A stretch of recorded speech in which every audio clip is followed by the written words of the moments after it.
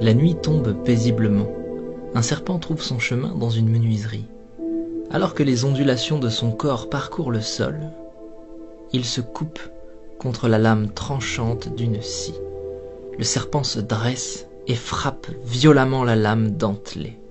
Un acte déraisonné et sans conséquence pour la scie, mais qui blesse gravement le serpent à la mâchoire. Aveuglé par sa rage et convaincu d'être face à un ennemi dangereux, le serpent entoure la scie de tout son long pour en venir à bout et la faire suffoquer.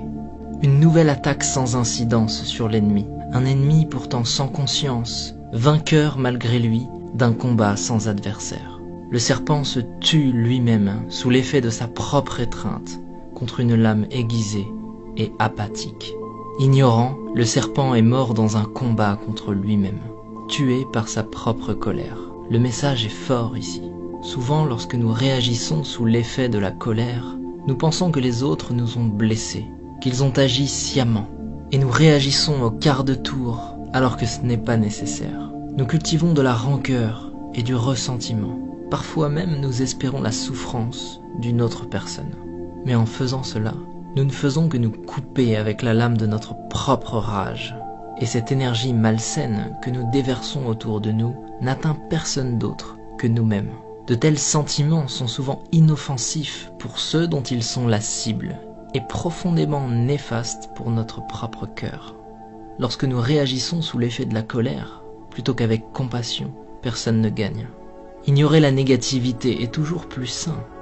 Pardonner, accepter et laisser passer est toujours plus habile.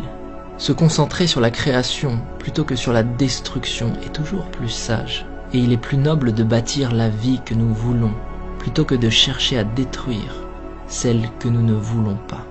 Si quelqu'un se comporte mal avec nous, plutôt que de réagir avec agressivité et violence, peut-être devrions-nous comprendre ce qui est en train de traverser cette personne et faire preuve d'écoute et de compassion. Peut-être que sa journée est difficile. Peut-être que toutes ces journées sont difficiles.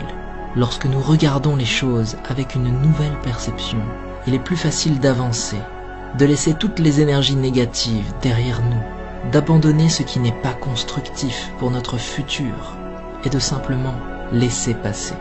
Nous devrions avancer avant que la colère nous consume et nous détruise comme le serpent.